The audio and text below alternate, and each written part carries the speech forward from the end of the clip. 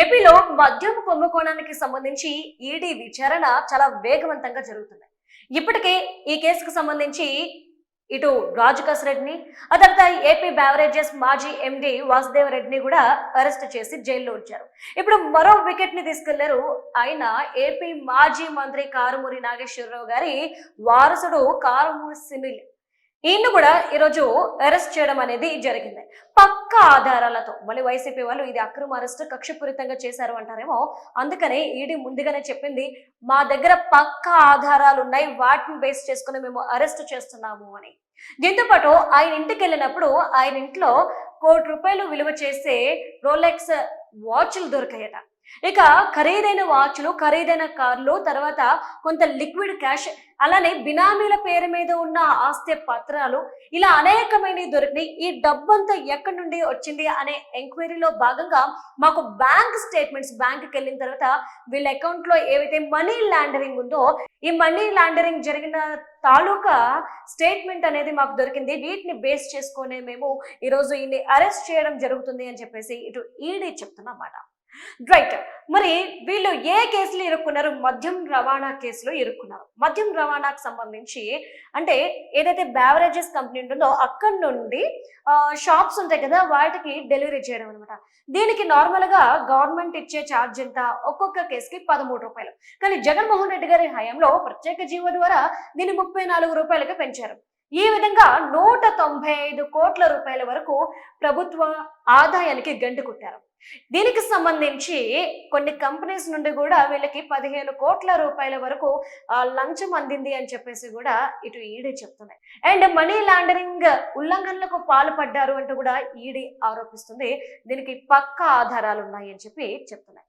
అంటే ఇక్కడ కారుమూరి సునీల్ మాత్రమే కాదు, తండ్రి అంటే కారుమూరి నాగేశ్వరరావు, కొడుకు, కోడలు, ఇలా అందరి పేర్ల మీద కూడా ఆస్తులు ఉన్నాయి. వీళ్ళందరి పేర్ల మీద కూడా కొన్ని కంపెనీలు ఓపెన్ చేసి మనీ లాండరింగ్ కి పాల్పడ్డారు అంటూ కూడా చెప్తున్నారు. అంటే సునీల్ భార్య పేరు మీద కూడా ఉన్నాయి అని చెప్పేసి. నెక్స్ట్, ఈ ఏదైతే సబ్ కాంట్రాక్ట్ ఉంటుందో, అంటే సప్లై సబ్ కాంట్రాక్ట్ ఉంటుందో, దీనికి సంబంధించి జిల్లాకి ఒకరు చెప్పున వైసీపీ నేతలు పంచుకున్నారట. ఈ వైసీపీ నేతలు పంచుకున్న దాంట్లోనే ఉత్తరాంధ్ర అండ్ కోస్తాకి సంబంధించి కారుమూరి సునీల్ గారు ఈ సబ్ కాంట్రాక్ట్ ని దక్కించుకున్నారు. ఈ దక్కించుకునే కొన్ని ₹100 కోట్లకు ఈయన దోచుకున్నారు. ఈ మద్యం కుంభకోణంలో భాగస్వామ్యం అయ్యారు, మనీ లాండరింగ్ చేశారు అంటూ ఈరోజు సాక్ష్యాలు చెప్తున్నమాట. మరి నెక్స్ట్ ఇంకెవరు అరెస్ట్ అవ్వబోతున్నారు అంటే కారుమూరి సునీల్ ని ఎంక్వైరీ చేసి, ఎంక్వైరీ తర్వాత ఎవరైతే అంతిమ లబ్ధిదారుడు ఉన్నారో వాళ్ళని మేము పట్టుకునే ప్రయత్నం చేస్తాము. ఈ రూపంలోనే ఈ విచారణ అనేది కొనసాగుతుంది అంటూ కూడా ఇటు ఈడీ చెప్తున్నమాట. ఇక ఇదిలా ఉంటే మనం గతం నుండి వింటున్నాం, వీళ్ళకి సంబంధించి ఈ మనీ ఏదైతే ఈ అక్రమ సంపాదన ఉందో, ఈ కుంభకోణంలో సంపాదించిన డబ్బు ఉందో, వీటన్నిటిని కూడా తీసుకెళ్లి ఢిల్లీకి చెందిన ఒక కంపెనీలో వీళ్ళు పెట్టడం అనేది జరిగింది. ఆ కంపెనీ పేరు సిగ్మా సప్లై చైన్ సొల్యూషన్స్ అనే సంస్థలో వీళ్ళు భాగస్వామ్యులుగా ఉన్నారు. వాసుదేవ రెడ్డి కావచ్చు, లేదంటే రాజుకస్ రెడ్డి కావచ్చు, ఇప్పుడు కారుమూరి సునీల్ కావచ్చు, వీళ్ళందరూ కూడా ఈ డబ్బు అంతటిని కూడా అక్కడ పెట్టి ఈ డబ్బుని బ్లాక్ ని వైట్ గా మార్చుకునే కార్యక్రమం అనేది దీన్ని బేస్ చేసుకునే జరిగింది అని చెప్పేసి ఓ పక్క చెప్తున్నారు. అలానే ఈ కాంట్రాక్ట్ల ద్వారా సంపాదించిన ₹100 కోట్ల అక్రమ సంపాదనని వీళ్ళు మనీ లాండరింగ్ చేయడానికి taker, Arroyo services, easy load network వంటి బోగస్ షెల్ కంపెనీల రూపంలో వీళ్ళు సృష్టించి అందులో ఇన్వాయిస్ల ద్వారా వీళ్ళు లబ్ధి పొందారు అని చెప్పేసి ఒక పక్క ఈడీ కూడా తేల్చింది. మరి ఇదిలా ఉంటే ఇప్పుడు ఈ కేసులో ఇంకెంతమంది అరెస్ట్ అయ్యే ఛాన్సెస్ ఉన్నాయి? ఎందుకంటే ఇది మద్యం కుంభకోణం అంటే కల్తీ మద్యం తయారు చేసి అమ్మడం మాత్రమే కాదు, ఈ కల్తీ మద్యం తాగి కొన్ని వేల మంది చనిపోవడం, ఈ ఒక పక్క ఆరోగ్యం, కిడ్నీలు, ఊపిరితిత్తులు దెబ్బతిని మంచాల పాలైన వాళ్ళని కూడా మనం చూస్తూ ఉన్నాం. ఇప్పటికీ స్టిల్ ఆ తాలూకా నష్టం అనేది ఇంకా అక్కడ కనిపిస్తుంది. మరి ఈ నేపథ్యంలో కేవలం రాజుకస్ రెడ్డి, వాసుదేవ రెడ్డి, ఇప్పుడు సునీల్ రెడ్డిని అరెస్ట్ చేస్తే అయిపోయిందా అంటే లేదు, ఇంకా ఇందులో అరెస్టులు జరుగుతాయని చెప్పేసి ఇటు అధికారులు చెప్తున్నమాట. నెక్స్ట్ వీళ్ళ విచారణ అంతిమ లబ్ధిదారుని పట్టుకునే అంత వరకు కూడా సాగుతూనే ఉంటుంది.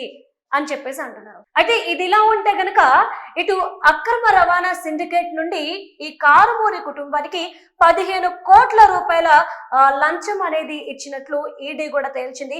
దీనికి సంబంధించి ఫోరెన్సిక్ ఇన్వాయిస్లు ఉన్నాయంటూ ఇప్పుడు ఈడీ చెప్తున్నమాట. ఒక విధంగా చూస్తే అడ్డంగా ఇక్కడ ఈ కేసులో బుక్ అయ్యారు అని మాత్రం చాలా క్లియర్ గా తెలుస్తుంది.